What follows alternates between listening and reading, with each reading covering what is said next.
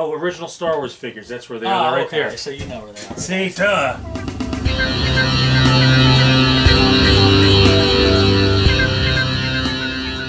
I need to find a way to play this. My daughter got one, a portable one, I could have just brought it. I have one, though, not a portable one. But what, so it's portable, so it's got like a speaker and Remember everything? when you were a kid, and you would carry, like, you'd carry it around. Yeah. It's one of those. Oh my god, how lame was that? You used to carry around a turntable with you. Yeah. I wonder if the younger people getting into like the new vinyl resurgence and getting turntables and all that, if they're aware that like we used to walk around with portable turntables. She's aware because of course I had to say to her like, when I was a kid, in my day, we had one of these too. So maybe they all are, and we would just sound like that guy. Yeah. When I was a kid, when we dialed the phone, we had to stick our finger in a hole and go around for every number. That is true, and that sucked. It was very terrible. It took too long. You hated like people who had high numbers. And remember, you'd be all the way through, but if your finger slipped even on the last number, and you had to hang up and start over again. And cordless phones weren't really a thing yet, so often the family, you would have just the one phone in the house. Ours was in the kitchen. Mounted on the wall in the kitchen. With a really long cord, so that you could hide behind a wall and have a conversation with a friend without everybody, like without you standing in the kitchen while mom's making meatballs. But that was just, oh man, how like lame was that? When people talked on the phone, literally they're standing in the middle of the house, and everybody had to do it that way. Like stand in the designated spot in the house in order to talk to somebody. Like if you could kind of walk, like I said, like around, like our house was it was on the kitchen wall, but if you walked 6 feet, you could walk right behind the hallway wall. Right.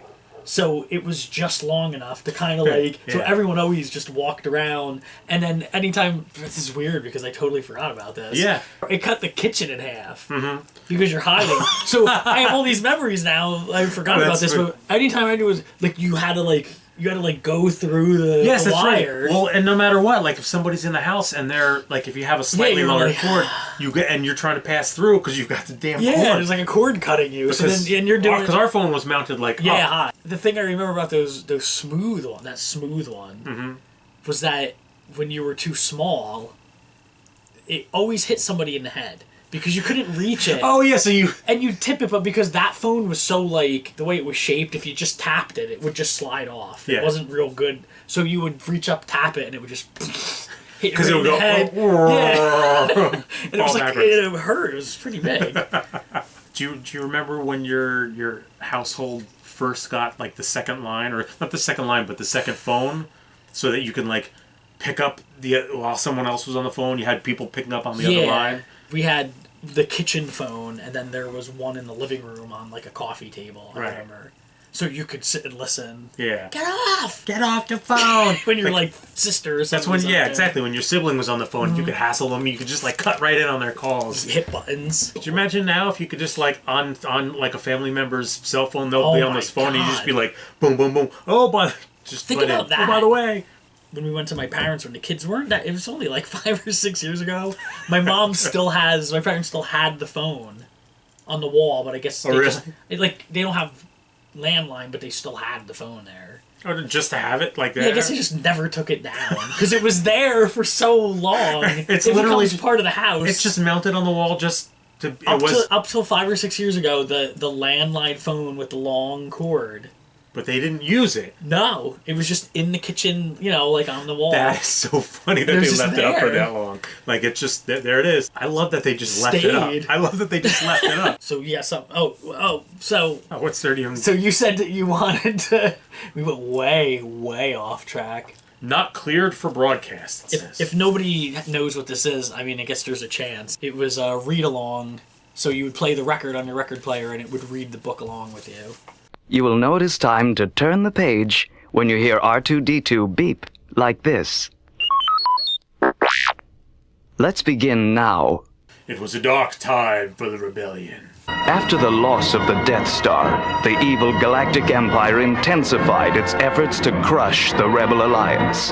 Commander Luke Skywalker surveyed the snowy landscape. Well, girl, no sign of Imperial troops. It looks like we're safe for now.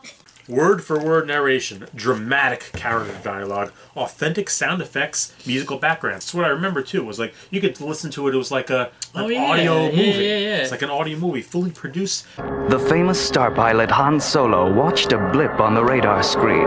Looks like trouble. An Imperial probe droid. Come on, Chewie. Let's take care of that thing. 33 1/3 RPM. 33 1/3.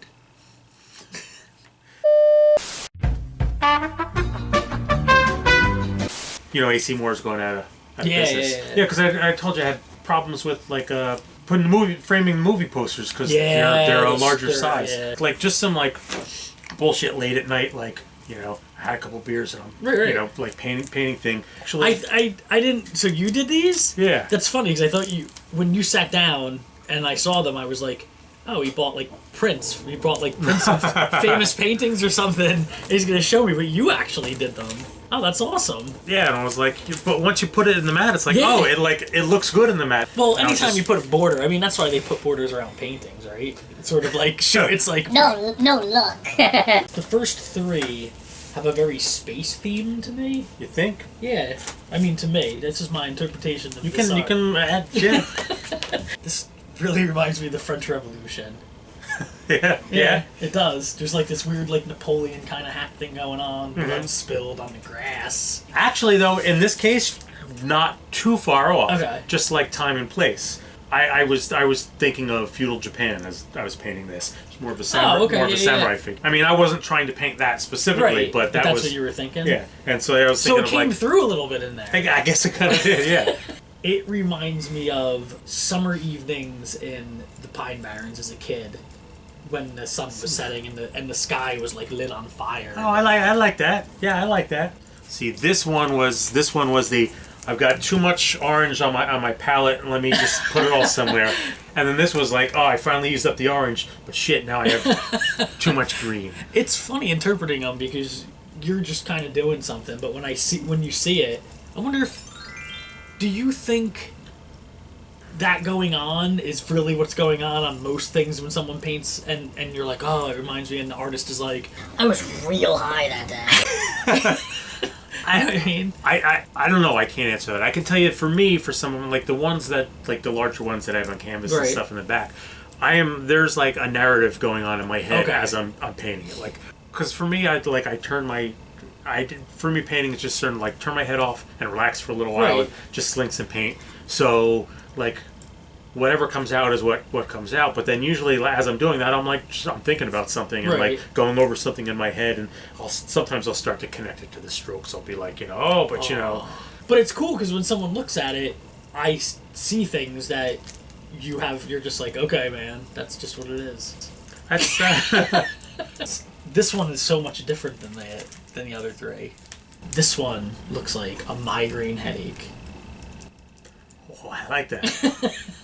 If you enjoyed this episode of Two Men in an Attic talking about things and then talking about other things for a really, really long time and then briefly coming back to talk about that last thing just because they feel obligated to talk about that last thing, then you should visit us on Patreon at patreon.com/nerdoutwithme, and where you can get great gifts, prizes, deluxe packages. Chance to win a pony. No guarantee that the pony's living.